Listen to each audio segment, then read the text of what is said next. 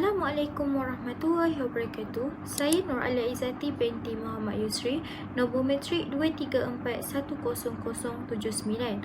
Saya daripada kos Sarjana Muda Syariah dengan Pengurusan Halal. Jadi saya akan berkongsi serba sedikit tentang jenayah kolor putih.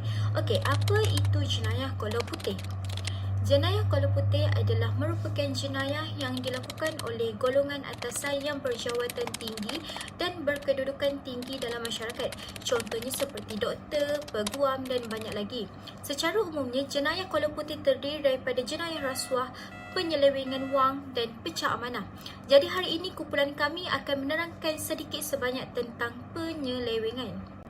Apa itu penyelewengan? Penyelewengan ini merangkumi perbuatan seleweng seperti rasuah, tapi tak terhad kepada rasuah semata. Ia juga melibatkan seleweng kuasa, seleweng tanggungjawab dan lain-lain lagi. Contohnya, dalam Al-Quran Allah SAW berfirman berkenaan manusia sebagai wali bumi yang melakukan fasad di darat dan lautan. Ada ulama yang mentafsirkan yang ini berkaitan penyelewengan insan sebagai khalifah di muka bumi. Berikutan naluri mereka untuk hidup berkelompok, membangunkan tamadun dan lain-lain lagi. Kenapa Allah SAW pilih perkataan fasad?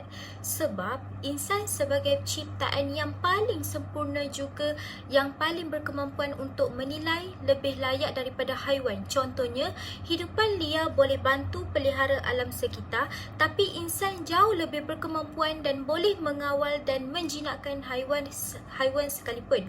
Dalam tamadun manusia pun ada peringkat-peringkatnya yang pemimpin berkuasa ke atas keputusan negara, pergerakan politik, pentadbiran dan sebagainya. Semuanya ada struktur di mana ada pemberian kuasa yang melibatkan kelebihan ke atas orang lain, haiwan-haiwan, alam sekitar dan lain-lain lagi. Tapi contohnya bila pemimpin tidak jujur dan pembawakan membuat pelbagai percanggahan dalam pendirian dan pelaksanaan, bermain dengan naratif yang tersasar dari kebenaran demi mendapat kuasa. Itu dah seleweng kuasa dan mandat yang diberi untuk memastikan pentadbiran tidak melakukan penyelewengan.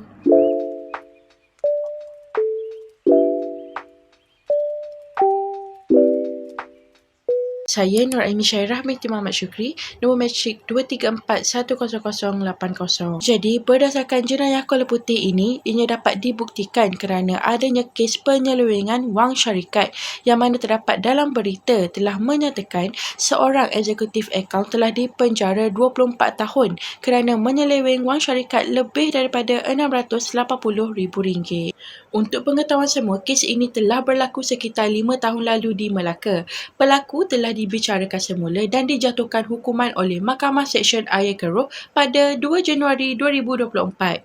Pelaku yang dikenali dengan nama Tan Xiao Ling berusia 44 tahun merupakan bekas eksekutif akaun di Hub Yang Seng Sendirian Berhad telah didakwa melakukan kesalahan di premis tersebut di Plaza Mahkota Melaka. Malahan, ketika prosedur perbicaraan dalam mahkamah, defendant telah diwakili oleh peguamnya iaitu Nur Atifah Kamal Effendi.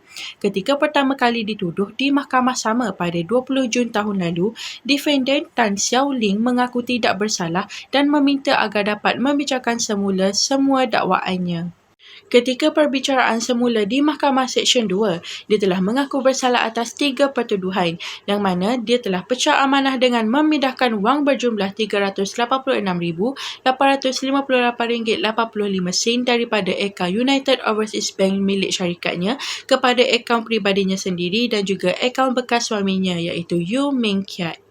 Seterusnya, di Mahkamah Seksyen 3, dia turut mengaku bersalah atas 3 lagi pertuduhan yang mana dia telah pecah amanah membabitkan nilai RM293,249.28 iaitu dengan memasukkan wang berkaitan dalam jumlah yang berbeza kepada 3 akaun miliknya iaitu Maybank, CIMB dan juga Public Bank. Antara bukti yang dapat dikemukakan berdasarkan fakta kes adalah pengarah hal ehwal syarikat sebagai pengadu mendapati bahawa pelaku menyalahgunakan wang syarikat ketika menjalankan audit akaun pembayaran kepada pembekal. Dapati pelaku telah mengambil wang yang sepatutnya dibayar kepada beberapa pembekal syarikat serta mendapati invoice dan jumlah bayaran atas nama syarikat dibayar dengan tidak sama dan tidak mencukupi.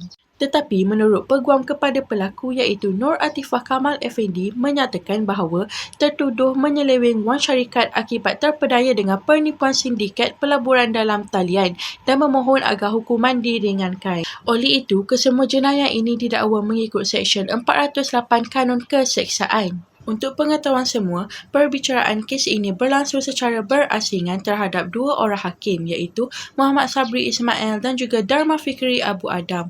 Setelah mereka mendengar dan mempertimbangkan fakta kes serta hujah kedua-dua pihak, pihak hakim memutuskan dan menjatuhkan hukuman penjara 4 tahun bagi setiap 6 pertuduhan serta perlu berjalan serentak pada tarikh tertuduh ditangkap pada 20 Jun 2023.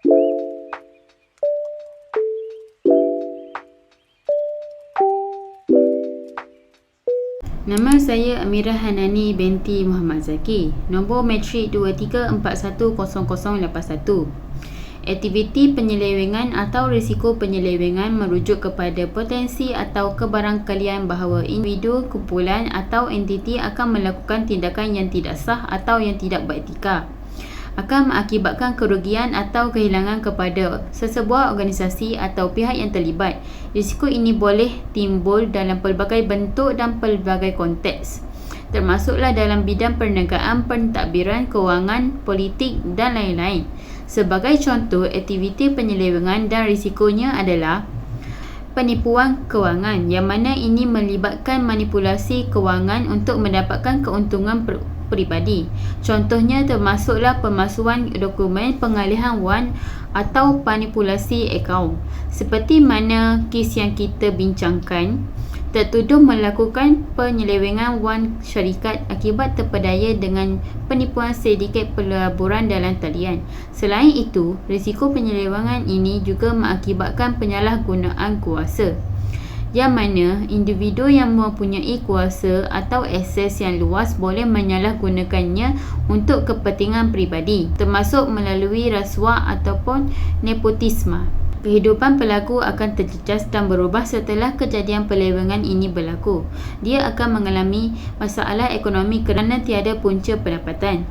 Masyarakat akan pandang serun terhadapnya serta dia juga akan kehilangan kepercayaan terhadap orang sekeliling seperti saudara mara dan masyarakat. Untuk mengatasi aktiviti penyelewengan, organisasi perlu mengambil langkah-langkah proaktif untuk mengenapasti, mencegah dan menangani situasi penyelewengan ini. Berikut adalah beberapa langkah yang boleh diambil. Pertama adalah menguatkuasakan undang-undang. Kita perlu memastikan bahawa semua kaki tangan memahami dan mematuhi dasar-dasar dan prosedur yang telah ditetapkan untuk mencegah aktiviti penyelewengan ini. Ini termasuklah penguatkuasaan tegas terhadap pelanggaran dan sanksi yang sesuai. Yang kedua ialah pengawasan yang efektif. Ia bertujuan untuk melaksanakan penguasaan yang ketat terhadap aktiviti dan transaksi yang berpotensi untuk menimbulkan risiko penyelewengan. Ini boleh melibatkan penggunaan teknologi seperti sistem pemantauan dan pengesan penyelewengan. Seterusnya ialah pihak organisasi juga boleh melakukan audit dan pemeriksaan secara berkala untuk memeriksa kecekapan dan keberkesanan kawalan dalaman serta mengenapasti sebarang penyelewengan yang mungkin akan berlaku. Maka dengan contoh ini sahaja, penyelewengan akan datang dari pelbagai sudut. Sama ada corak pentadbiran yang jujur, menyatukan, tulus dan meletakkan perkara di tempat yang sepatutnya dan sebagainya.